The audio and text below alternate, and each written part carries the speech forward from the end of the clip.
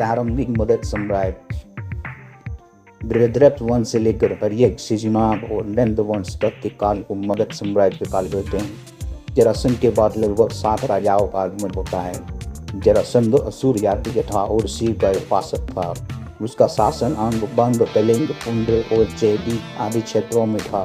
उल्लेखित है कि यह अपने शत्रुओं को झारखंड के जंगली क्षेत्रों में छोड़ देता था, यह समझकर कि हिंसक पशु इसे मारकर खा जाती। जरासंध की मृत्यु महाभारत युद्ध से 14 वर्ष पूर्व 1220 कली संवत में बताया जाता है। राजगृह में भीम से इसका युद्ध हुआ था। इसके उत्तराधिकारी ने 1001 वर्षों तक मगध पर शासन किया। इसी काल में असुरों का आगमन झारखंड में होता है।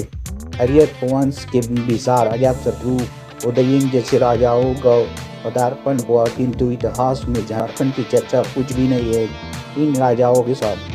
हाँ, अजातशत्रु की इच्छा थी कि इन जंगल क्षेत्र में बौद्ध धर्म का प्रसार व करे। शिशुनाग वंश के राजाओं के साथ भी झारखंड क्षेत्र की चर्चा नहीं की। नंद वंश के समय झारखंड की सिर्फ इतनी चर्चा है कि इन क्षेत्रों के हाथी उनकी सेनाओं के लिए मंगाए जाते हैं। आज झारखंड में जहाँ तहाँ वैष्णव व शैव प्रति दृष्टिकोण होते हैं, संभव है वे नंद वंश काल के हो। यह प्राथमिक शोध का विषय है। 600 ईस्वी पूर्व तक भारत की महाजनपदीय स्थिति कैसी थी, उसे चित्र 600 ईस्वी पूर्व से भारत द्वारा देखा जा सकता है। इस काल के इतिहास में लिखा गया है, उत्तर भारत में कुछ राज्यों के मध्य राजनीतिक अधिकार के लिए संघर्ष चल रहा था। इसमें मगध, अवंती, वत्स और कौशल प्रमुख थे। भौगोलिक दृष्टि से ये सभी राज्य भारत के केंद्र में स्थित थे। इसी समय राज्यों में साम्राज्य स्थापना की प्रवृत्ति का सूत्रपात हुआ। इसी के परिणाम स्वरूप मगध ने अन्य 3 राज्यों का अपना एकाधिपत्य कर लिया था और अपने राज्य को साम्राज्य में आज का बिहार का कुछ क्षेत्र जैसे पटना और गया तथा झारखंड क्षेत्र शामिल था। मगध के उत्तर में गंगा नदी, दक्षिण में विंध्याचल व किरण सुवर्ण सिंहभूम, पूर्व में चंपा नदी तथा पश्चिम में सोन नदी थी।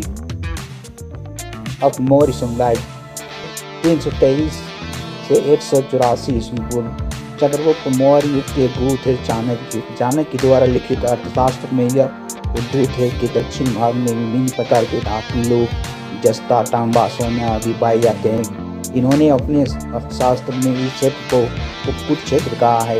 इंद्रवाहक नदी की चर्चा करते हुए लिखा है कि इस नदी में हीरे पाए जाते हैं और उपकुट क्षेत्र में प्रवाहित होती है। मौर्य शासन काल में कौटिल्य ने जो मंत्री परिषद की व्यवस्था दी थी, उसने खनन पदाधिकारी नियुक्ता था जिसे अक्राड्यर्च कहा जाता था। संभव है यह आटम क्षेत्र से ही नियुक्त होता होगा। अशोक ने इस क्षेत्र में एक धर्म अधिकारी बौद्ध धर्म प्रसार के लिए गया था जिसका नाम था चिंद। वह चाहता था कि जनजातियों के बीच बौद्ध धर्म का प्रचार हो। इस क्षेत्र में चर्चा अशोक के शिलालेख संख्या 13 में भी की गई है।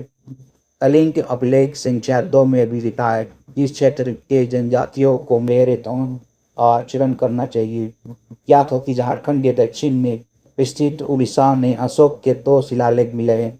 एक धुली जो पुरी जिला में है और दूसरा जौगढ़ तंजान जिला में। झारखंड के उत्तर पश्चिम में अहरोर में भी एक शिलालेख प्राप्त हुआ है। यहाँ के सासाराम में भी एक शिलालेख है तथा लघु स्तंभ लेख झारखंड के उत्तर पश्चिम में स्थित सारनाथ में है। अशोक के 14 बड़े शिलालेखों में 8 प्राप्त हुए हैं। लघु शिलालेख 15 स्थानों में मिले हैं। बोरा स्तंभ लेख 6 स्थानों से प्राप्त हुए हैं तथा लघु स्तंभ लेख 5 स्थानों पर मिले हैं। झारखंड में यह सब प्राप्त नहीं हुआ है, लेकिन 2 स्थानों के लेख में लिखा है कि जनजातियों को भी मेरे धम्म का आचरण करना चाहिए। निम्न चित्र में अशोक का साम्राज्य प्रदर्शित है। इसका साम्राज्य उत्तर पूर्व तथा दक्षिण को छोड़कर पूरे भारत में था। झारखंड में अशोककालीन कला का विवरण प्राप्त बैंक है।